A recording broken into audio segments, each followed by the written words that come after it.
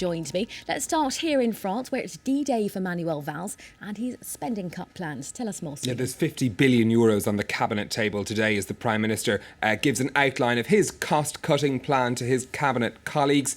We've already got some details of where the axe will fall, but Manuel Valls is facing criticism from within his own party, particularly on measures which affect pensioners on low incomes. It won't be an easy sell in any case, but the government has to do something to bring down the country's budget deficit, which is now forecast to hit 3.8% this year. Mark Thompson has more. It's a point almost all members of the Socialist Party agree on. 50 billion euros must be chopped from the French budget. The questions are how and where those cuts are being made.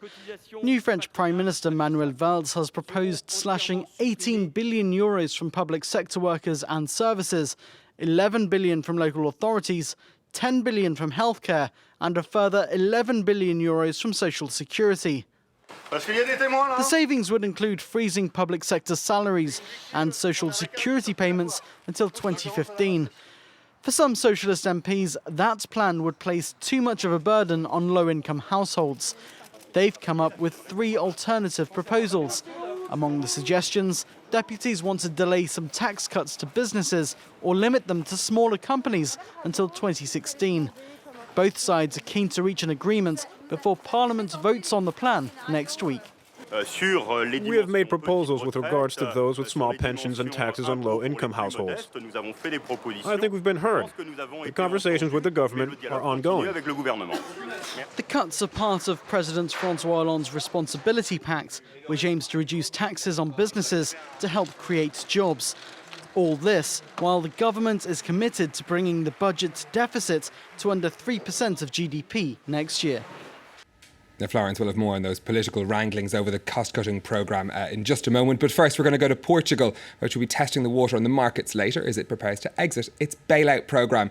The country is planning to sell 750 million euros of 10-year bonds later. It'll be a key test of how the country is viewed on the international markets. Portugal's benchmark borrowing rate fell to around 3.7% yesterday, close to 8-year lows.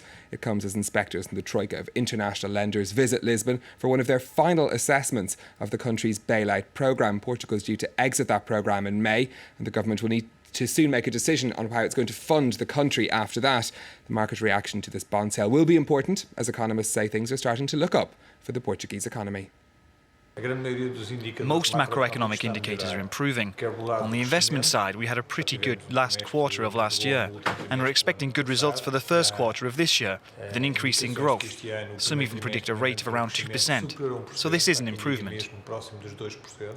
Right, next, Stephen, take us through what's happening on the markets. Well, in Asia today, a survey from HSBC of the Chinese manufacturing sector showed a slight improvement in April, but still indicating a sector that's shrinking. That actually hasn't worried the markets too much, although you can see the Hang Seng in Hong Kong and the Shanghai Composite both in the red in trading today. In Tokyo, the Japanese railway and hotels giant Cebu Holdings is back on the stock market after it was delisted 10 years ago over an accounting scandal. Their shares having a good start to their trading revival. They were up 5.4% when the market opened.